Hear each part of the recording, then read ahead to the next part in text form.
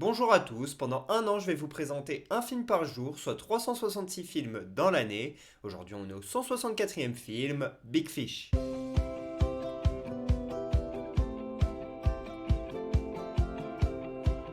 Big Fish est un film sorti en 2003 réalisé par Tim Burton. Il est librement inspiré d'un roman écrit par David Wallace. Ça raconte l'histoire d'un vieil homme qui a une relation très conflictuelle avec son fils. Mais ce vieil homme, eh bien, il va mourir et donc son fils va quand même venir à son chevet.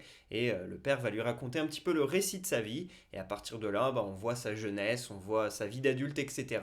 Un petit peu les grands moments phares de sa vie. Et pour interpréter ce vieil homme, on a Albert Finney qui a été connu dans les années 70 pour Scrooge et pour le Crime d'Orient Express. Ensuite, il a notamment fait Erin Brockovich. Et son fils, lui, il est joué par Billy Crudup, qui est beaucoup moins connu. Et la version jeune du vieil homme, elle est jouée par Ewan McGregor, un acteur qui a fait Obi-Wan Kenobi, bien sûr. Et perso, je l'adore dans la mini-série Alston, dans le film Moulin Rouge de Baz Luhrmann, ou encore dans I Love You, Philip Morris, aux côtés de Jim Carrey. Et bien sûr, dans ce casting, on retrouve l'ex-femme de Tim Burton, Helena Bonham Carter, qui est connue pour Fight Club. Et dans les seconds rôles, on a vraiment du très beau monde, avec Danny DeVito, Steve Buscemi, Marion Cotillard et Miley Cyrus, qui était encore une enfant en 2003. Pour scénariser cette adaptation, Tim Burton il a fait confiance à John Huston, avec qui il a travaillé sur Charlie et la chocolaterie, sur Frankenweenie et sur Les Noces funèbres. Bien sûr, pour la musique, on a Danny Elfman, le collaborateur régulier de Tim Burton sur quasiment tous ses films.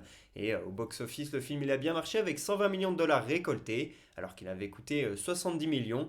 Normal, en même temps, avec tous les décors fantastiques qu'il a voulu faire, ça a coûté assez cher. Et le film a obtenu 4 nominations au Golden Globe, il n'a rien gagné. Et la musique de Danny Elfman, elle a été nommée aux Oscars et aux Grammy, mais sans gagner non plus. Si je vous parle de ce film aujourd'hui, c'est parce que dans quelques jours, c'est la fête des pères. Et donc d'ici là, je vais vous parler de plusieurs films avec une relation père-fils assez particulière. Bien sûr, dans le domaine, c'est La vie est belle de Benigni, le film italien qui est mon préféré, mais on en a déjà parlé pour la fête italienne. Donc là, je vais vous parler d'autres films. Vous pouvez essayer de deviner dans les quelques jours qui vont suivre de quel film je vais vous parler. Ici, dans Big Fish, on a une relation assez particulière entre les deux hommes. On a un père qui n'a pas toujours été là pour son fils, et le fils, il a beaucoup de colère, beaucoup de rancœur, il en veut à son père, sauf que il est obligé de garder ça pour lui, puisque le père va bientôt décéder, et donc il faut qu'il en profite de ses derniers instants, qu'il partage aussi des choses avec lui, et donc on les voit essayer de se pardonner, et surtout se dévoiler, se montrer, et comme ils ne se connaissaient pas vraiment, finalement, et bien là, il s'avoue des choses, et voilà, le père raconte un petit peu sa vie, et le fils découvre un petit peu qui était réellement son père, et je trouve ça fantastique d'un côté, parce que c'est hyper émouvant de voir à quel point le décès ça rapproche, et ces derniers instants, voilà à quel point ça leur permet de se créer un lien, mais d'un autre c'est dommage d'avoir attendu autant de temps pour créer ça.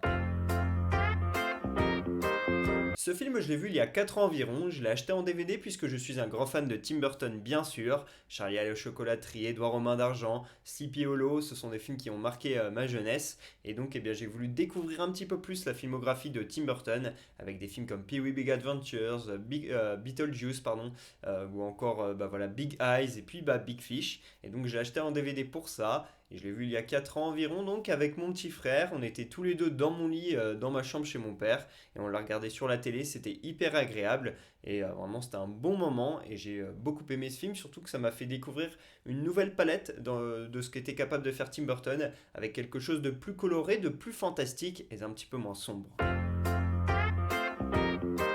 Je mets un 17 sur 20 à ce film. Ce que j'aime beaucoup, c'est que le film il est très fantastique. On rentre dans plusieurs mondes, puisque le père il raconte donc des passages de sa vie. À un moment donné, quand il en a 20, 25, 30, enfin je sais plus trop, mais il raconte plusieurs moments de sa vie et c'est ça qui est vraiment pas mal. Et donc on est dans plusieurs univers et à chaque fois c'est très fantastique, très particulier et on voyage complètement dans ces univers-là. Ça fonctionne très bien. J'aime bien sûr cette relation père-fils dont je vous ai parlé auparavant qui m'a beaucoup touché. Par contre, je mets pas plus que 17 parce que j'ai trouvé que le scénario il aurait pu être un peu plus développé et parfois j'étais un petit peu perdu, je ne savais plus trop où on était et j'avais besoin un peu plus d'explications. Donc voilà, il y a eu des moments de flou où je sais pas si c'est moi qui ai mal suivi ou si le film était pas bien expliqué sur certaines scènes, sur certains passages et tout, mais voilà, j'ai été un petit peu perdu à un moment donné et puis bien sûr, je mets quand même 17 parce que Helena Bonham Carter dans chaque film, elle m'impressionne et encore ici, elle est un petit peu terrifiante, un petit peu mystérieuse et j'aime beaucoup.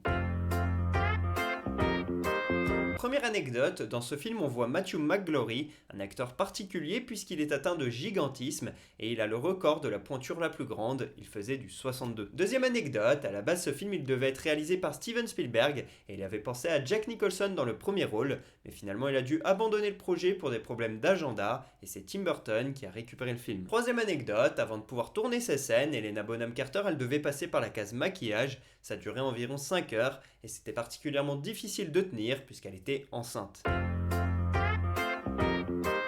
Voilà pour ce 164e épisode d'Un jour un film, j'espère que j'aurai donné envie de regarder Big Fish. Pour ma part je vous dis à demain pour parler du 165e film de l'année, et pour que vous sachiez de quel film on va parler, un petit indice, Beau Garçon. Dites-moi en commentaire quel film on va parler, à demain.